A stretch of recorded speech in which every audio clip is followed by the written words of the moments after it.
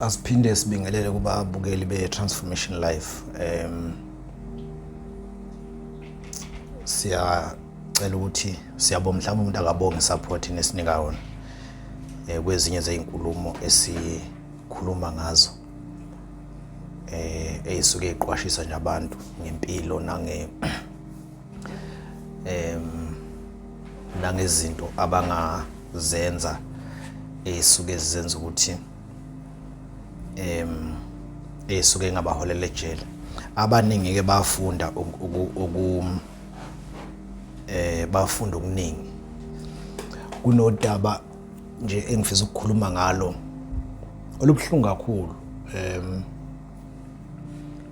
olwenzeka lapha endaweni yasoLundi eKZN endaweni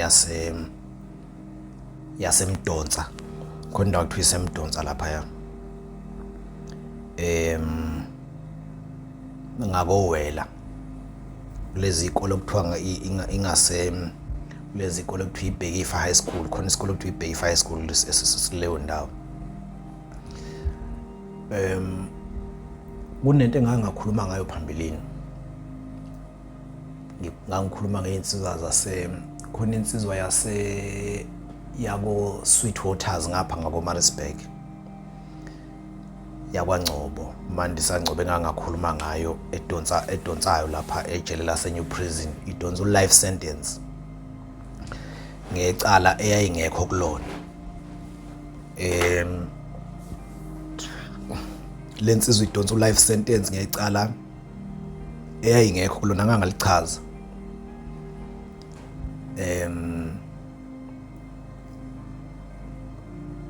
Lelo cala lagcina libopha abantu abawu3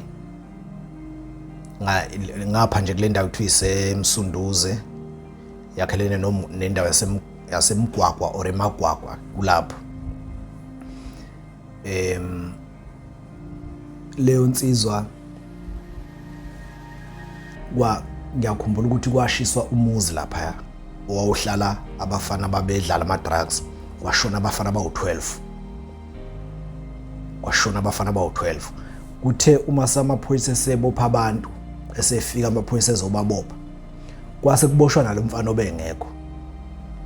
Bakhona ke wela abaqale baboshwa kwatholakala ukuthi bona kuboshwa abantu abarong base bechaza bona ukuthi hayi abantu abenza icala ngosibanibani. Kwase kuthi ngenxaphephe kwangena naleli gama lomfana lokuthiwa uMandisa Ngcobo.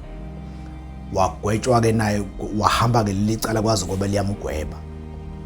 Lo mfana ngangakhuluma ngalo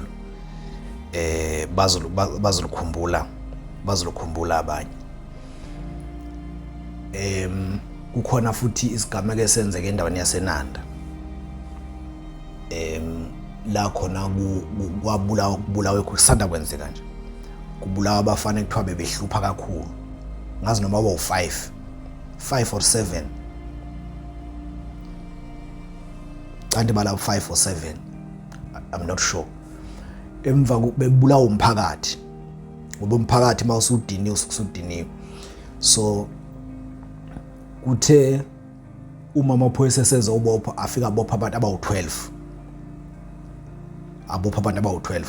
Lolu daba laseNanda nalo abantu umphakathi ubulala abantu asebehluphile endaweni. Kanjalo futhi nakulolu lwaseMaritzburg eMsunduze abafana basebehluphile endaweni lapho bashiswa abawu12. Abanye ke basinda kodwa nje kwashona 12 eyashana le yandlule ya kumnyumzo kaNgcobo ababehlala kuwona. So ngangalichaza zonke lezi indaba zombili ila khona umphakathi usuke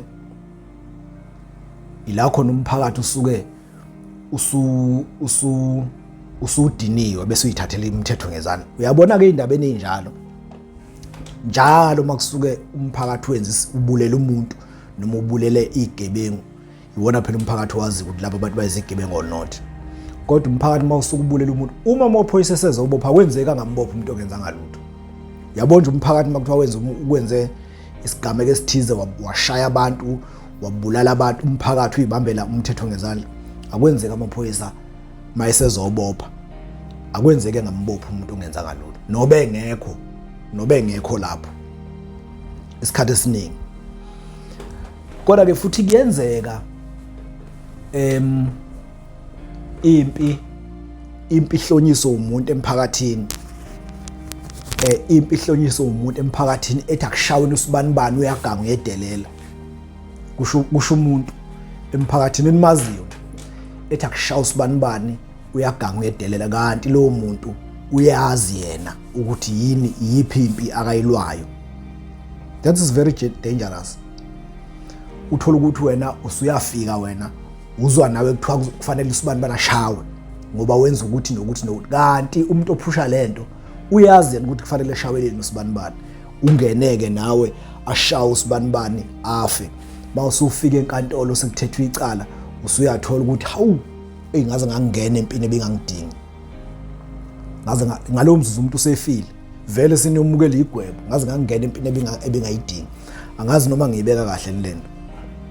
Isikhathi esiningi nje umphakathi ube ukuthi mhlawumbe nje futhi mawungahlala ekhaya uthola mhlawumbe uhlala eThekwini ngabuhlala eGoli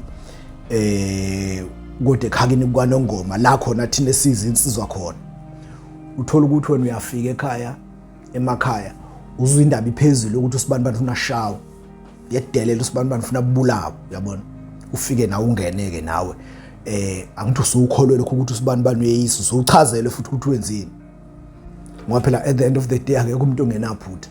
Nawe nje ngakini mungahle umphakathi wangakini uhlangane ngawe, ikhona into ongayivusa nje, ungavusa nanokuthi wena wake wajola nosibaba usibanibani wawuxhaphaza izingane zalowo baba, bengavusa noma ngabe yini, ufike kungene wena kanti iagenda akusiyo lo etshonwa yona wena. Abantu abaningi ngicela beyiqaphele leyo nto leyo, ngiyacela ukuthi beyiqaphele ngoba iyenzeka kakhulu. Kunodaba olwalenzela lapho uLundi ngo-2015 endaweni yaseMdonsa, angazi noma isedonsa noma iseMdonsa, kodwa indawo yakhele noNjolo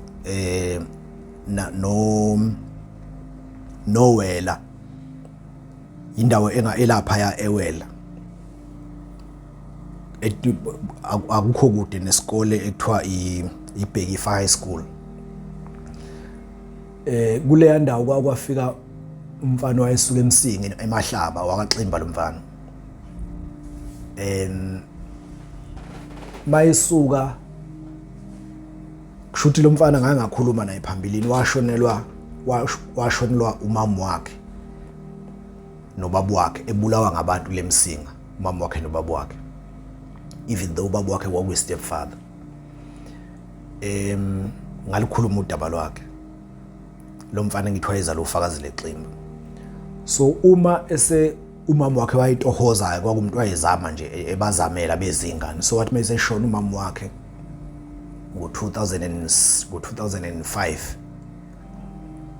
2006 kwase kuphoqa ukuthi lo mfana esuke ngoba wayihlala lapha endaweni yasehlanganani ePhomoroyi. So ke wasuka wayohlala komunye umuzi wacebe ekhulu semsinga eMahlaba. So impilo yagcina ingekho kahle kuyena, kanti lo mfo uzothathwa ngomunye ugogo wakuthiwa uMandawonde wagane kwamdlalo sekhona ngapha eMsinga. Lo gogo lo wayesebenza oLundi, esebenza emakhishini ngapho oLundi kule ndawo ngithi kuseMdonsa khona. So lo gogo lo wayesebenza komunye umuzi waSimelane egada lowo muzi, yabo le mizi le yobaba thothi ubaba wakhona lapho wayesebenza eThekwini, esebenza kwenye inkampani ethiwa iPlascon lapha eThekwini. Nomama wakhona esethi kusho babe nomuzi eThekwini, le mizi seyilungwini, ingane zakhona zayifunda phesheya, ezinye kulomuzi waSimelane, ezinye behlala nazo eThekwini. So lo muzi wasoLundi kuhlala inkomo kuhlala inkomo nje kuhlala imfuyo yabo.